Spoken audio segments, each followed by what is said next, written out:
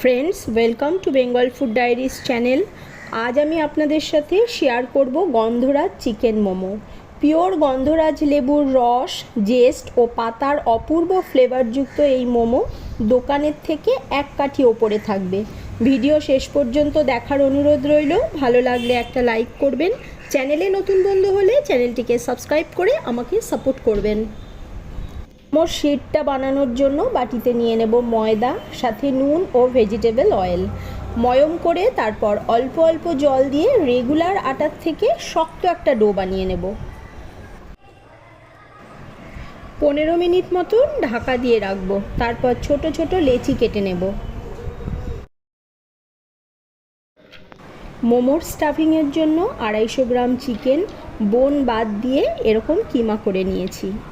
এর সাথে নিয়ে নেব দুটো বড় সাইজের পেঁয়াজ কুচি, সাথে কিছু পেঁয়াজ পাতাও দিয়ে দিলাম। দেব রসুন কুচি, আদা কুচি, কাঁচা লঙ্কা কুচি। এরই মধ্যে দিয়ে দেব গোলমরিচ গুঁড়ো, নুন, তারপর গন্ধরাজ লেবুর খোসার যে গ্রিন জেস্ট ঘষে রেখেছিলাম সেটা দিয়ে দেব।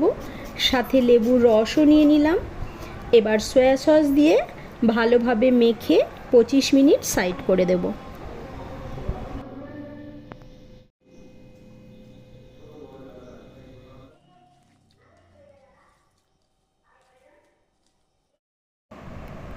কিছুটা ময়দা ছড়িয়ে একটা করে লেচি নিয়ে যতটা সম্ভব পাতলা করে বেলে তার মধ্যে 1 টেবিল স্পুন চিকেনের পুর দিয়ে এই প্রসেসে সমস্ত মোমোগুলো গড়ে নেব।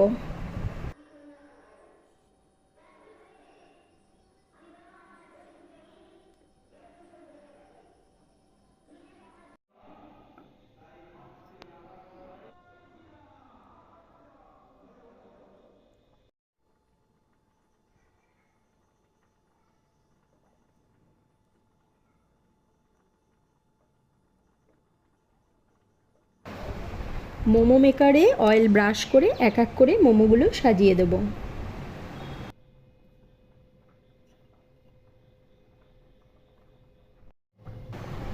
সুন্দর গন্ধের জন্য জলের মধ্যে কয়েকটা লেবুর পাতাও দিয়ে দেব।